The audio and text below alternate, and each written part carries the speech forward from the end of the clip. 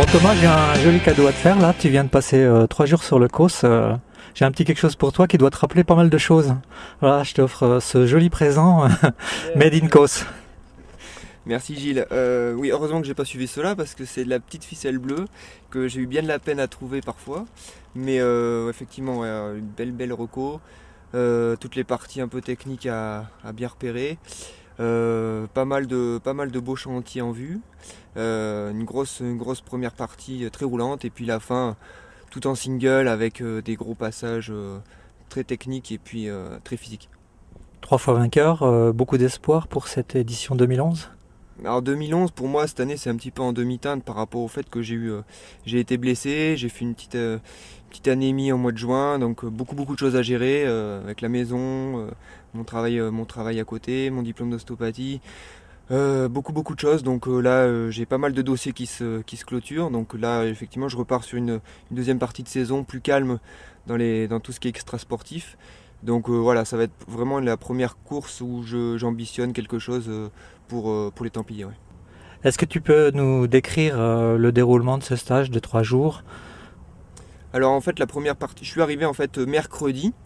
Donc je suis parti le matin. Mercredi en fin d'après-midi, j'ai fait une reco un peu plus active, un peu pas trop longue, entre 3 heures et 4 heures, pour vraiment prendre le pouls sur les singles, mais d'une manière un peu plus active le lendemain. Donc j'ai pu être accompagné de Martin Ray sur ce cycle de 3 jours.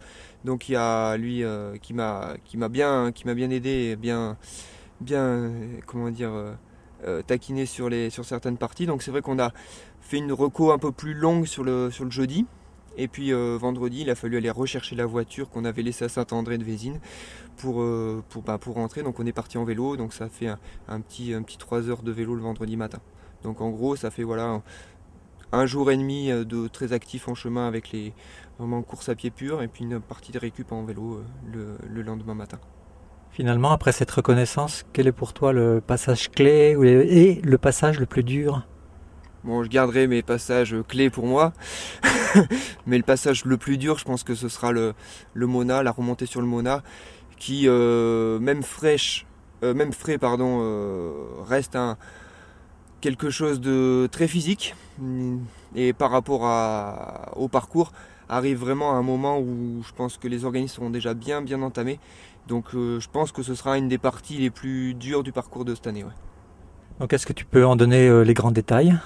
Alors les grands détails, je dirais que le parcours, je pense qu'au final sera peut-être un peu plus rapide que l'année dernière, mais peut-être plus physique par rapport à la fin du parcours. Donc on a une première partie en gros de Carbassas jusqu'à Perlot qui est relativement très roulante, avec peu de dénivelé hormis la première bosse qui remonte sur le plateau. À partir de Perlot, là on attaque les choses sérieuses avec une grosse remontée sur le plateau pour aller direction Saint-André. À partir de Saint-André de Vésines, là vraiment les choses sérieuses vont attaquer, où on verra vraiment les hommes forts en tête de course avec toute la redescente sur la rivière et la remontée sur le Mona qui je pense sera très sélective. Après la fin du parcours est je pense plus difficile que l'année dernière par rapport au fait qu'on reste quand même en plateau avec des petites remontées, des petites redescentes avant d'arriver sur l'antenne où l'an dernier en fait on basculait relativement tôt. Là, en fait, on va quand même redonner un petit peu de dénivelé avant l'antenne et puis une redescente sur le Saint-Estève qui va être d'autant plus favorable aux spectateurs et puis même, je pense, pour nous par rapport au fait qu'on arrivera vraiment sur un site bien naturel et plus vert. Donc un conseil à donner à Monsieur Tout-le-Monde, le trailer qui vient courir en 10, 11, 12 heures pour ne pas faire d'erreur sur ce genre de parcours qui est relativement technique et long. Je pense qu'il ne faut pas se surestimer dans la première partie. Pas hésiter à prendre son rythme dès le début et pour éviter de rester en masse trop longtemps sur le plateau. Et après rapidement garder ses repères, bien se ravitailler parce que je pense que sur tous les parties plateau il va faire très chaud je pense. Donc si la météo est là, peut faire très chaud sur les plateaux.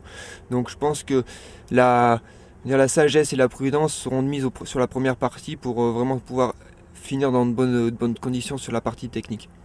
Et en tête de course, est-ce qu'on peut s'attendre à des choses un peu nouvelles avec une élite en renouveau Est-ce qu'il y aura plus de compétitivité?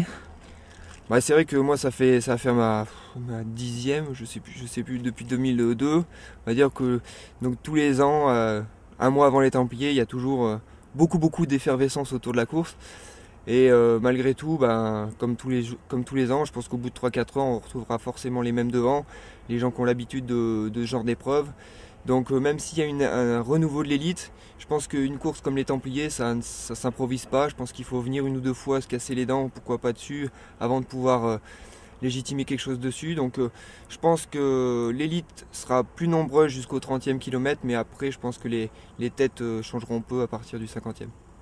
Cette année, c'est une petite révolution sur les Templiers, puisque l'organisation a décidé de mettre des primes. On a cassé un petit peu le tabou. Quel est ton sentiment? Je suis pas sûr que ce soit une révolution, c'est une évolution logique de la pratique qui fait que bah, je pense que le trail est je pense un moteur très actif dans l'aspect financier du sport maintenant quoi. Donc c'est vrai que je pense que c'est un tabou qui est lâché et qui je pense va dans le bon sens par rapport au fait que maintenant pour être sur les Templiers, gagner la course, c'est des sacrifices professionnels, parfois familiaux. C'est peut-être pas des sacrifices, j'irai pas jusque là, mais au moins des concessions qui, je pense, sont légitimement compensables à l'arrivée par une cagnotte qui peut, voilà, après chacun l'utilise comme il veut, mais bon, je pense qu'après un retour d'ascenseur sur la famille, c'est pas plus mal non plus. Donc les 2 000 € pourquoi pas, et puis ça peut servir pour faire partir la famille en vacances. Finalement, au fil du temps, est-ce que tu es devenu amoureux des courses comme nous? Ouais, ça fait bien longtemps que je pense que je suis tombé amoureux. Là, on va arriver aux noces de chêne. Parce que c'est vrai que ouais, j'ai commencé le trail par les Templiers. C'était vraiment la course qui m'a fait aimer la discipline. J'ai un peu construit on va dire, tous mes entraînements, toute ma carrière par rapport à un état de forme sur les Templiers fin octobre. Donc après, que ce soit Nantes, que ce soit Millau, peu importe, l'essentiel est là. On est sur l'Écosse, dans du caillou blanc, c'est le principal. Est-ce que les rapaces qui tournent parfois dans le ciel vous ont accompagné? Non, on ne devait pas avoir l'air trop moribond pour qu'ils nous tournent autour, mais non, on a vu effectivement des vautours sur les rochers, mais rien de bien menaçant. Pas assez à manger, non? Non, il y a encore un peu à manger, on a encore un mois avant d'être complètement rabougri. Bon, merci. À bientôt au 23 octobre.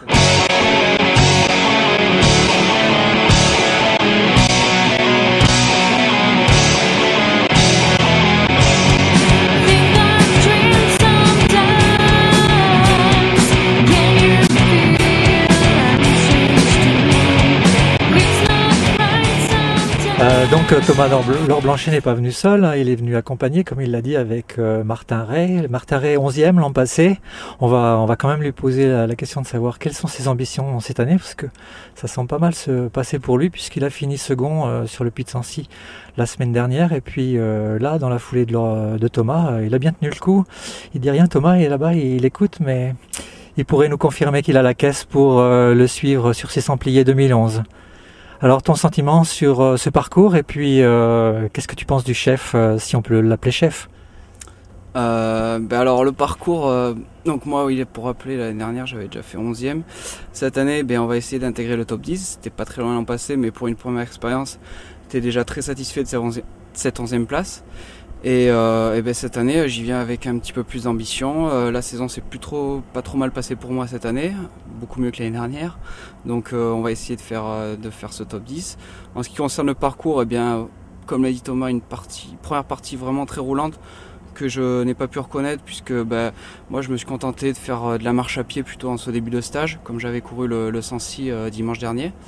Et puis une deuxième partie que par contre j'ai voulu vraiment reconnaître, beaucoup plus technique à partir de la roque que l'on a effectué hier avec Thomas, où là vraiment j'ai senti qu'il faudrait être encore bien frais à ce niveau-là pour pouvoir à l'arrivée espérer une place d'honneur.